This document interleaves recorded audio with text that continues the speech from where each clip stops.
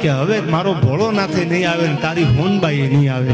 હવે આપણા બિસ્તરા બધા હમાનામાં કરીને ભરી લે, દવા દારૂ લેવાના લઈ લે, આપણે બોટાદ ભેળા થઈ જાય, ભાગ્યમાં હશે તો જીવી લેશું, બાકી હવે આ જીવતરના થોડા ભરવા છે.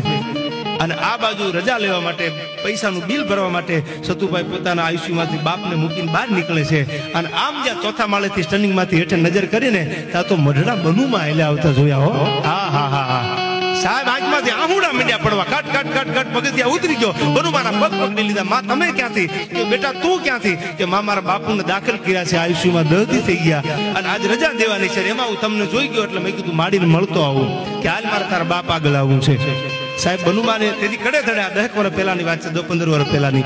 બનુમા કડે ધડે એટલે બનુમા આવ્યા ઉપર, એટલે ડોક્ટરે તો આપ જાણો છો આયુષ્યમાં કોઈ ત્યાંથી જવાય નહીં, એટલે સતુભાઈ ડોક્ટરને કીધું કે મારા આઈમાં છે અને મઢડાથી આવ્યા છે, મારા બાપુને મળવું છે, એટલે બીજા બધા બહાર ઉભા રહે, આઈમાને મને જવા દો.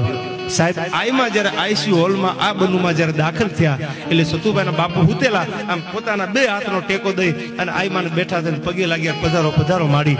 અને તેથી કાંઈ પણ બોલ્યા વગર આ વાહામાં 2 ધબા મારીને બનુમાં એટલું બોલ્યા હતા કે ભોળાનાથ આવવો હોય તો આવે, બાકી મઢડા વાળી આવે. હો તારી હોનબાઈ નો આવે, મારો ભોળાનાથ નો આવે. અરે ભોળાનાથ ને આવવું હોય તો આવે, બાકી હોનબાઈ આવે. સતુભાઈ ને કે બિલ ભરી અને તારા બાપ